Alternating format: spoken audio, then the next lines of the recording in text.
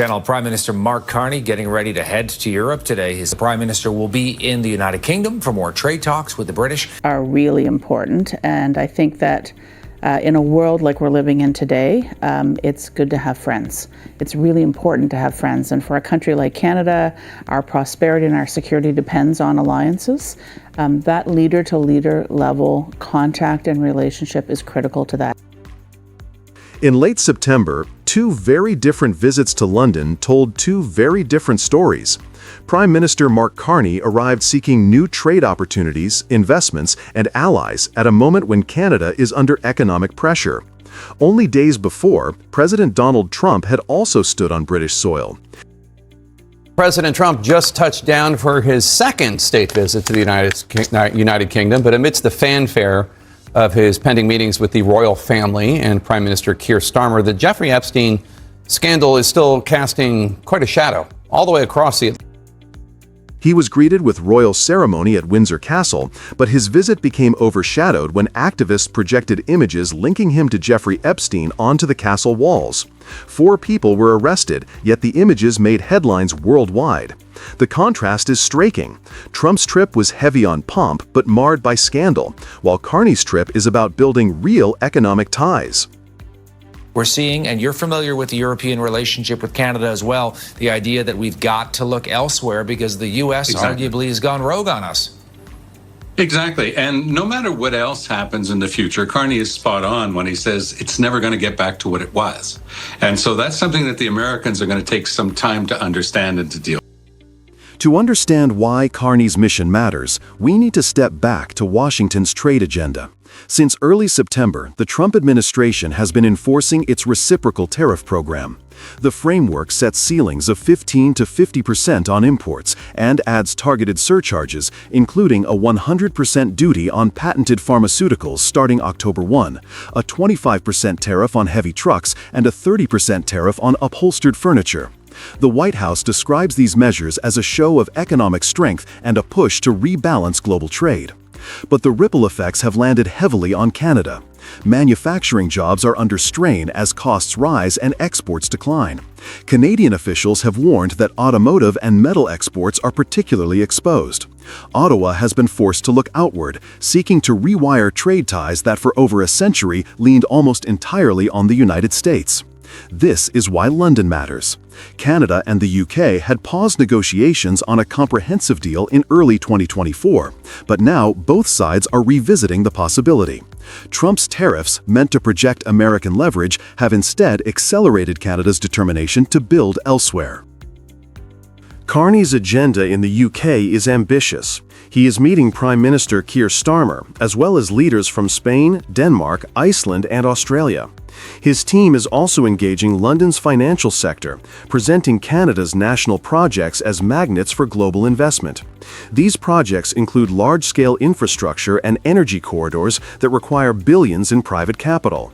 By highlighting Canada's stability and resources, Carney is hoping to attract those dollars. Canada's selling points are clear. It is part of NATO, maintains a trade deal with the European Union, and is a member of the Asia-Pacific Partnership. It controls vast supplies of critical minerals, energy, and agriculture. Former diplomats have emphasized that alliances and private sector investment are essential if these advantages are to translate into long-term prosperity. In London, Carney is not simply making polite visits. He is positioning Canada as a partner capable of supplying resources, securing trade corridors, and creating jobs at home. What makes this effort more urgent is the timing. With the U.S. market becoming less predictable under Trump's tariffs, investors are watching closely for alternatives.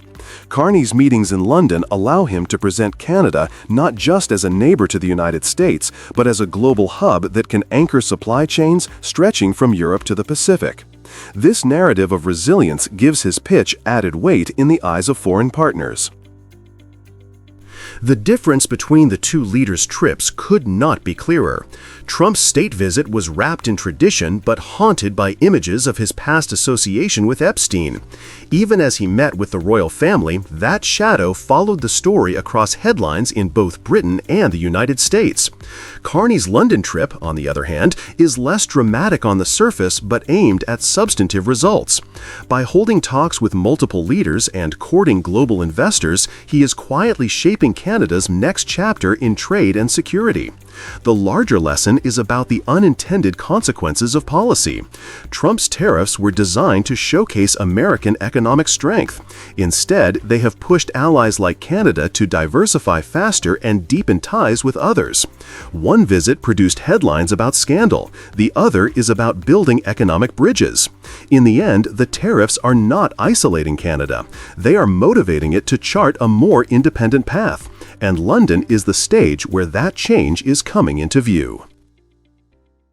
Well, another blow to a region near the Canada-U.S. border. Windsor is already on tenterhooks with the auto industry and Donald Trump's tariff crosshairs. Bottles Crown Royal, an iconic Canadian whiskey with a storied history, is closing and shifting work to south of the border.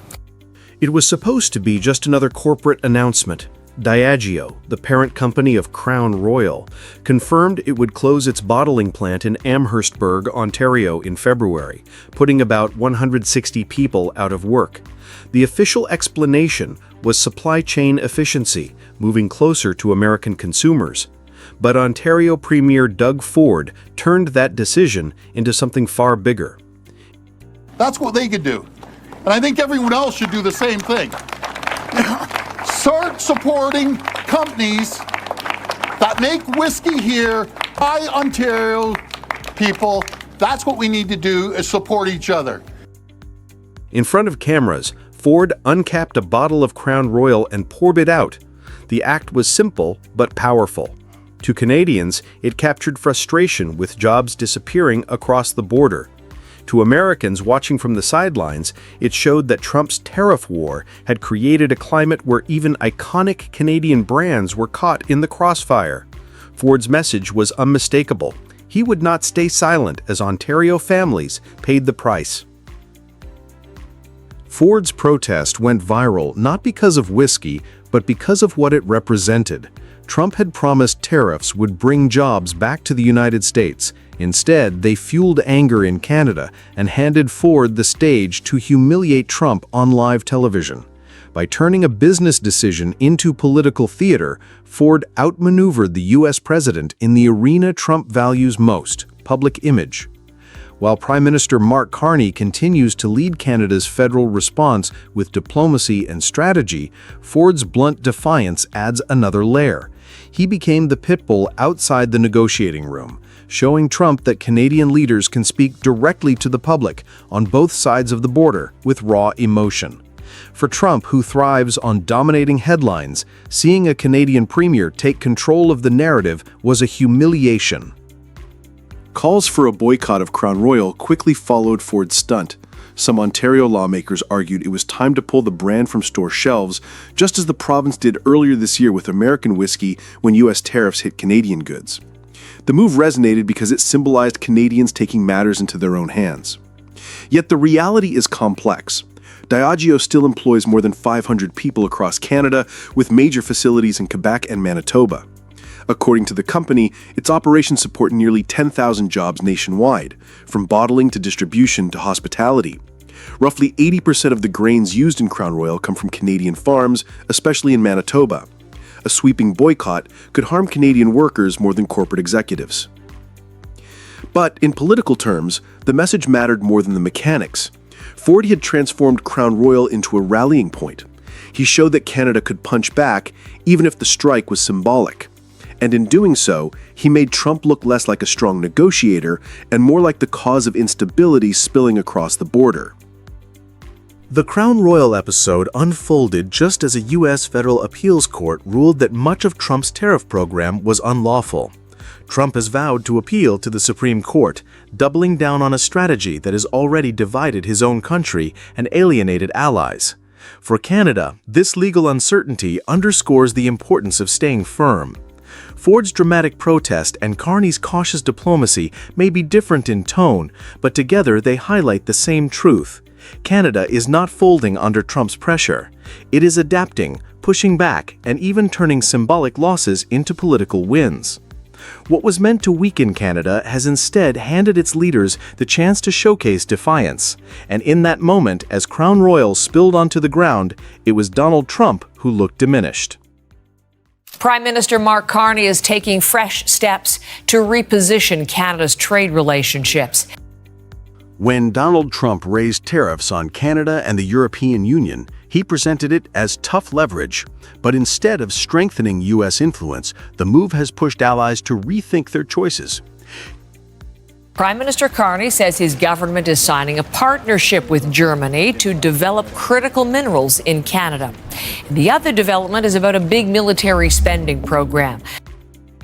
Canada, America's closest neighbor, is now directing one of its biggest defense investments to Europe and Asia. It shows how a policy designed to project power has ended up weakening U.S. influence. Canada is looking to replace its aging fleet of subs, and this is a project potentially worth tens of billions of dollars. At the center of this shift is Canada's submarine program. Ottawa plans to replace its 4 aging British-built submarines with up to 12 new vessels, a project valued at tens of billions of Canadian dollars. CBC News reports that each submarine could cost around $2 billion US, making this one of Canada's largest defense procurements ever. 2 finalists remain: ThyssenKrupp Marine Systems of Germany and Hanwha Ocean of South Korea. The German option is more expensive, while the South Koreans promise earlier delivery, possibly before 2030. What matters most is who is not on the list: American contractors. In previous decades, Washington might have been the natural partner. Today, Canada is looking elsewhere. Billions that might have gone into U.S. shipyards will now flow into Hamburg or Busan. This pivot is not happening in a vacuum. Trump has raised tariffs on Canadian metals, copper, and softwood lumber to rates as high as 35% to 50%. Ottawa is signaling that if Washington treats Canada like an adversary in trade, it cannot expect to be rewarded in defense contracts.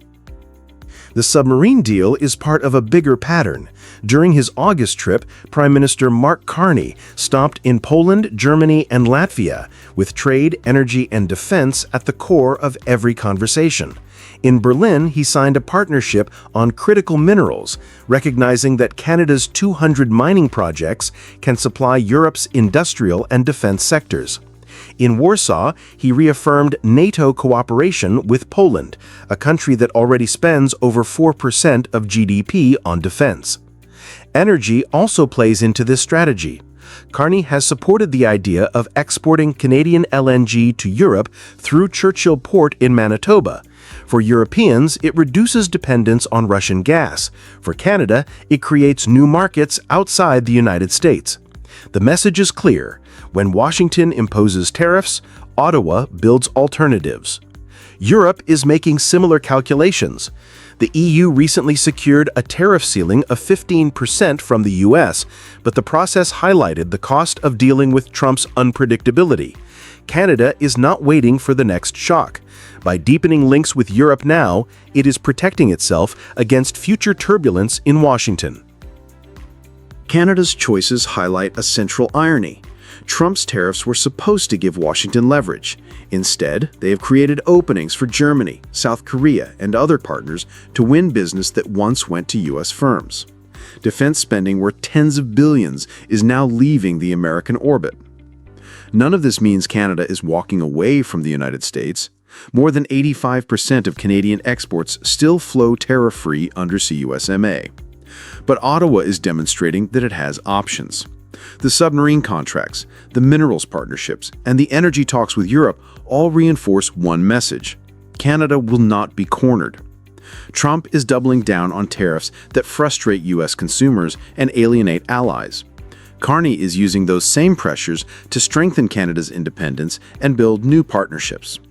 If tariffs were meant to keep friends close, they have instead driven them to look elsewhere. And in that realignment, Canada is not losing ground. It is emerging stronger, with choices that no U.S. tariff can take away.